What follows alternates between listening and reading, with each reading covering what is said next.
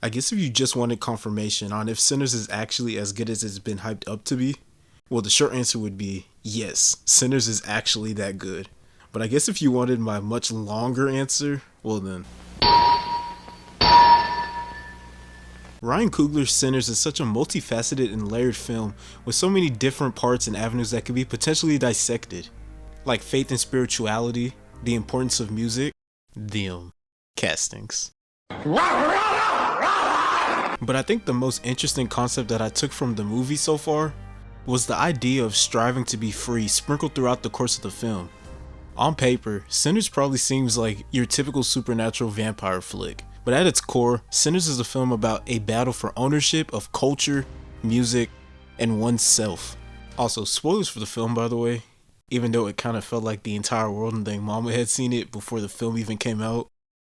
Set in 1930s Mississippi, a place and time defined by the Jim Crow laws and the exploitation of black labor and artistry, Sinners seemingly centers around two twin brothers, Smoke and Stack, both portrayed by Michael B. Jordan, who was so convincing playing two very different characters that if I didn't know any better, I would have actually believed he had a twin.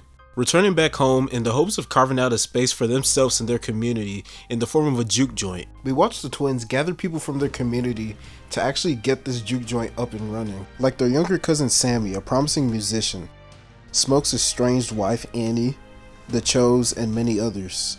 Once the place is up and running, for a brief moment, you actually get to see these characters just enjoying their night, free from all the hardships of their lives, family burdens, marital issues, and grief. Just for a moment, they were free from all of that. There's a scene during this part of the film where Sammy's performing and there's this continuous one-take shot that travels all throughout the building, literally transcending the binds of time. And it might be my favorite shot in like anything ever. But during that one night, they were all actually happy. You know, till they weren't, I guess.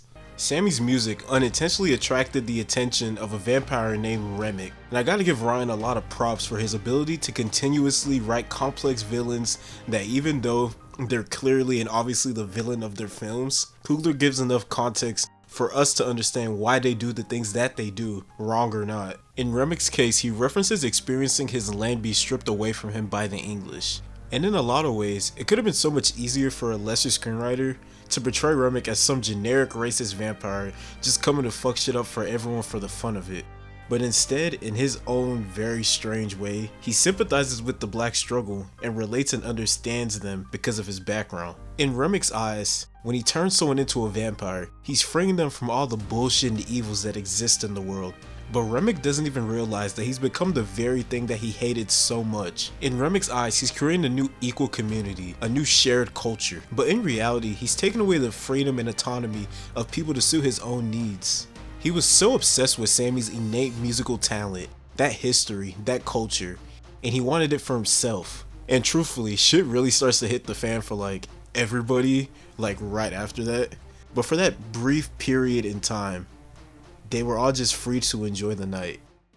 I just find it so interesting that the conflict in Sinners can be represented by the fight to maintain one's creative freedom, because behind the scenes, Ryan Coogler was also fighting to maintain his own freedom when it came to the ownership of the film. It's been kinda talked about to death at this point, but Ryan, when negotiating his contract for Sinners, signed a seemingly unprecedented deal in which Coogler maintained the final cut privileges, secured a share of the film's gross revenue from the first dollar earned, and most notably, angled to have the rights of the film property revert solely back to him in 25 years. A lot of that stuff you would assume to just be standard practice, but I guess most of us would be pretty surprised with how backwards a lot of the practices in Hollywood actually are. There's been a bunch of articles and reports since Sinners' release about how execs are scared of the film's success and how it can somehow spell the end of Hollywood as we know it, because it might incentivize more directors to make similar deals, I guess. What did he say? God forbid a brother control creative rights of his own creation. But the overwhelming success of Sinners, both critically and commercially, really changes this idea that only franchise-based or IP-driven films can actually achieve any type of success these days. At its core, Sinners is a film about the pursuit of freedom and the deeper struggle for one's ownership over one's voice, identity, and cultural legacy. Sammy's fight in the film is more than just about survival. It's about protecting his right to define himself through his music, by refusing to let his gift get commodified by Remick, A villain who ironically became what he claimed to hate, an oppressor desperate to control what he could not create. And again, I just find it so interesting how that fight for freedom throughout the film is probably unintentionally echoed in real life through Ryan's deal. By retaining ownership of his film, Ryan didn't just direct a film about liberation, he practiced it. In an industry where black creators have historically been excluded from long-term wealth and control over their works, Coogler's deal represents a radical act of artistic freedom.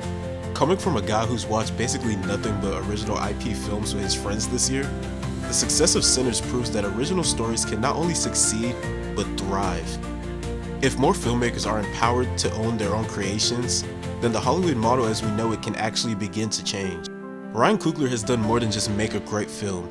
He's opened the door. The question is, will Hollywood allow anyone else to walk through it? Wait, this is Hollywood we're talking about, so probably not.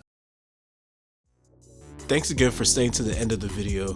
I tried not to go too in depth when it came to actually talking about spoilers for the film, but I hope I was still able to emphasize just how important of a film Sinners actually was. It was probably my second most anticipated film this year besides Superman, so I'm happy it actually lived up to the hype. But until next time, like, comment, and subscribe, and in the meantime, I'll be trying to find the biggest screen possible to rewatch Sinners.